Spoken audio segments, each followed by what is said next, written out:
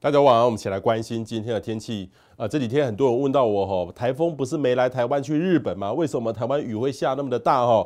事实上，在1959年的时候，各位如果印象年纪大一点的爷爷奶奶应该记得，台湾发生过87水灾当时有一个台风艾伦，事实上也是往这个地方去，也是往日本去。可是呢，南海这个地方呢，刚好有一个热带低气气啊，这个台风呢就把这个西南气流整个带动起来，所以造成台湾很严重的一个水患。所以也特别提醒大家我们台湾其实不是台风有没有侵袭台湾才会降下大雨这次来说的话，还好这边没有热带性低气压，但是呢这边的水汽还很充分。目前来看的话，这个西南气流预计呢还会持续，可能会到这个礼拜五请大家一定要很戒慎虔诚的来面对，因为这个雨势呢在南部，因为有时候这一包一包在南海里面长出来，一下子就移到这个台湾。当然啦，这个首当其冲的就是我们熟知的高雄、屏东，甚至整个西半部沿海地区。那特别是这2天又逢这个涨潮啦这个月亮特别圆的时候，这个时候呢，当然这个海水面就比较高，所以低洼地区的朋友一定要特别留意。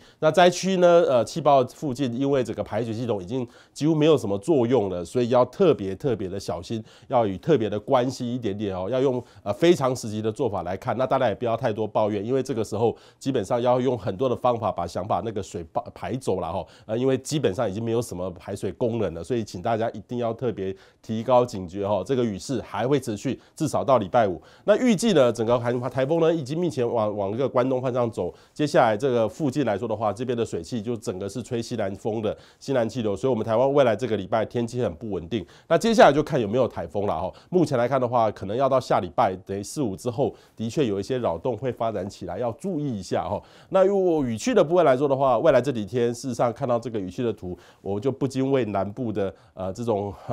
希望要赶快复原，可是又一直下雨的这样环境所感到很难过。因为目前来看的话，这样雨势呢，至少会到礼拜4、5左右，恐怕每天都比今天都差不多，甚至有时候大的时候真的是很恐怖的大，请大家要心理准备了要很戒慎前的来去面对。为什么会那么大呢？跟这个西南气流北台有关。西南气流前几天基本上在这个地方，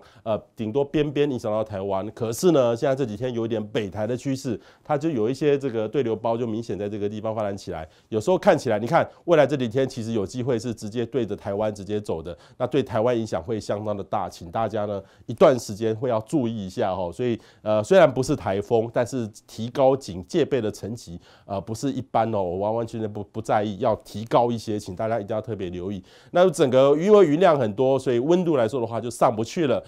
台北呢大概27到35度，还是有点闷热，因为水汽很多，所以未来这个礼拜大致上都很像27到35度，晴时多云，午后有局部短时阵雨，这是北部的天气。南部呢就首当其冲了，大概每天都会下雨，不见得是下午下、早上下、晚上下都有可能，就看对流云系什么移入。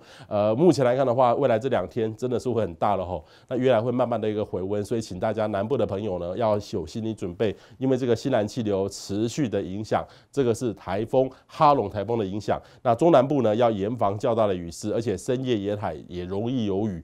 比较低洼，特别是比海平面还要低的地区，一定要很留意那这个礼拜呢，因为西南气流北台可能在部分时段雨会更大，请大家一定要提高警觉。好，我们来看详细的天气预测。